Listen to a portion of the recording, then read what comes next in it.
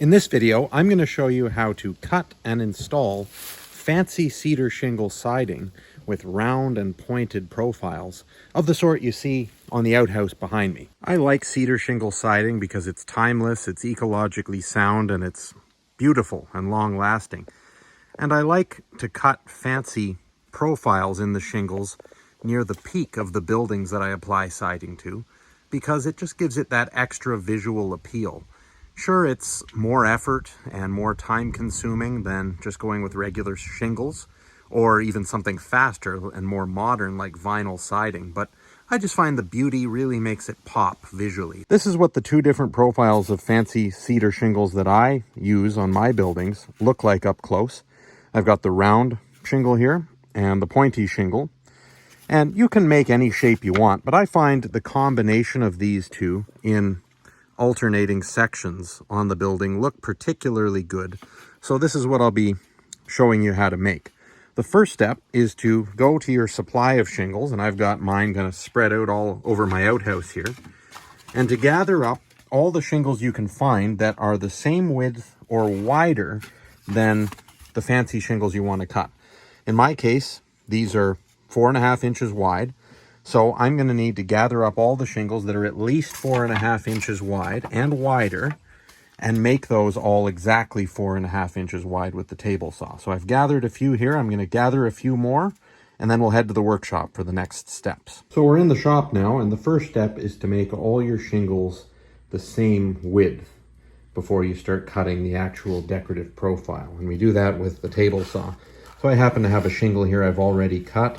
If you are starting from scratch and don't have a pattern shingle, you just need to decide on a width arbitrarily, really, and just set the fence of your saw to that particular width.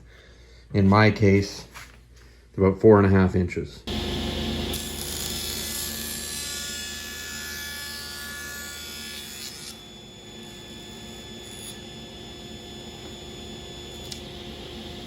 With all your shingles cut to a uniform width now, it's time to mark the pattern for the round shingle on several of them so you can start cutting out the shape.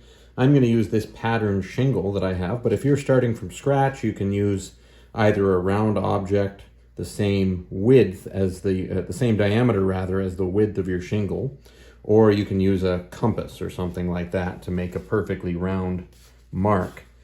But I'll just draw with my pencil here using this pattern shingle, just like that. Once you've got the pattern drawn on several of your shingles, you can make a stack of 3 or 4 shingles so you can cut multiple ones at once to save time, and flush them up so that they're all perfectly in alignment with each other on both sides and on the bottom.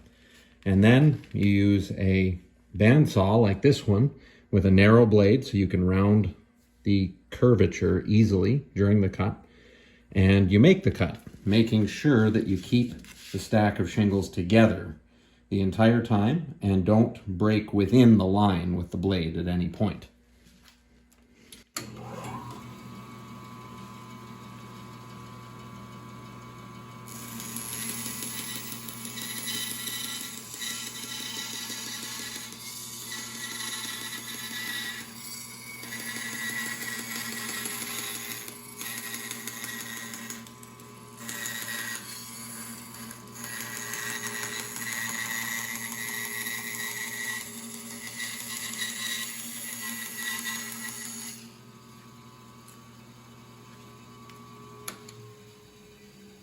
And there, we've cut our first 3 shingles.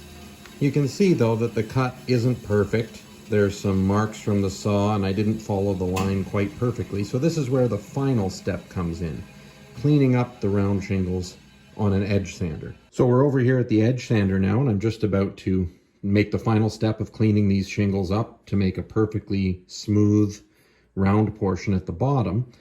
But before I do that, it's important to keep in mind that you want to hold the shingles with both hands against the bed of the sander and control it all the way along. And you don't want to take off too much material. It's easy to go overboard on this. These sanders are very aggressive, so just a little bit, just enough to smooth out those lines from the bandsaw.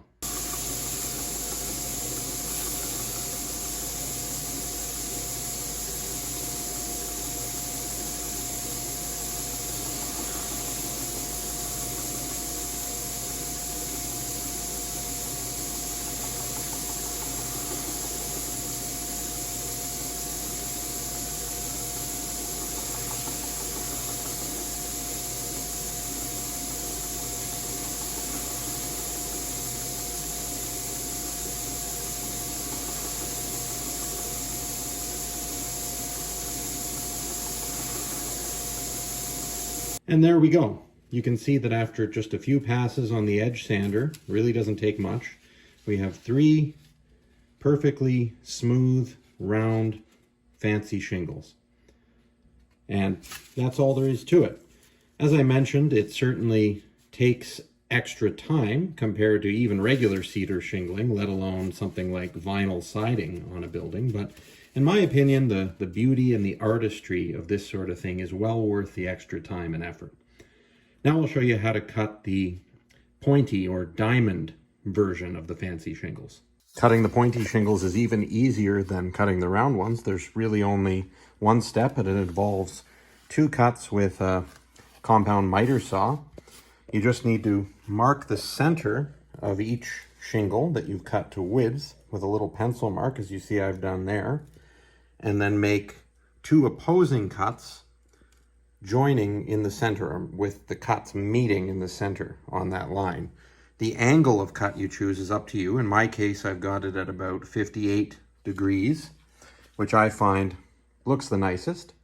But you just carefully make those 2 cuts, and you can, like with the round shingles, you can stack up multiple shingles to make it faster. And once those 2 cuts are done, you're good to go.